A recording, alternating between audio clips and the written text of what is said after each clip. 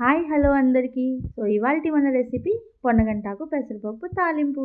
ఇందుకోసం అయితే మనం పొన్నగంటాకుని అలాగే 15 నిమిషాలు ముందుగా నానబెట్టుకుని పెసరపప్పుని వాడుతున్నాం. రెసిపీ ఎలా చేయాలో చూసేద్దామా? Welcome to our channel Rajamma's భోజనశాల. ముందుగా అయితే ఈ రెసిపీ కోసం మనం స్టవ్ వెలిగించుకొని అందులో పాన్ పెట్టి 2-3 టేబుల్ స్పూన్స్ ఆయిల్ని యాడ్ చేసుకోండి. అందులోనే కొంచెం పోపు దినుసులు అలాగే ఎండుమిర్చి రెబ్బలు చీల్చి వేసుకోండి. అలాగే ముందుగా మంచిగా శుభ్రం చేసుకున్న పొనగంటాకును కూడా వేసుకొని మంచిగా కలుపుకోవాలి.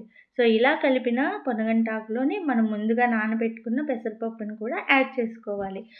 ఇది వేగేటప్పుడే కొంచెం పసుపు అలాగే మీ టేస్ట్కి తగ్గట్టు సాల్ట్ని కూడా యాడ్ చేసుకొని మంచిగా కలుపుతూ వేయించుకోవాలి.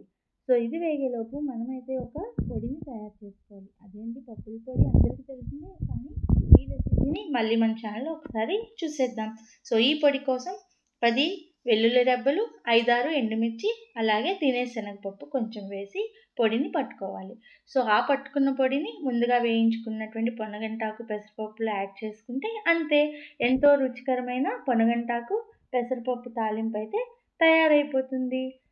Thank you for watching. మీరందరూ కూడా ట్రై చేసి కమెంట్స్లో తెలియచేయండి ఈ రెసిపీ ఎలా ఉందో. And do subscribe Rajamma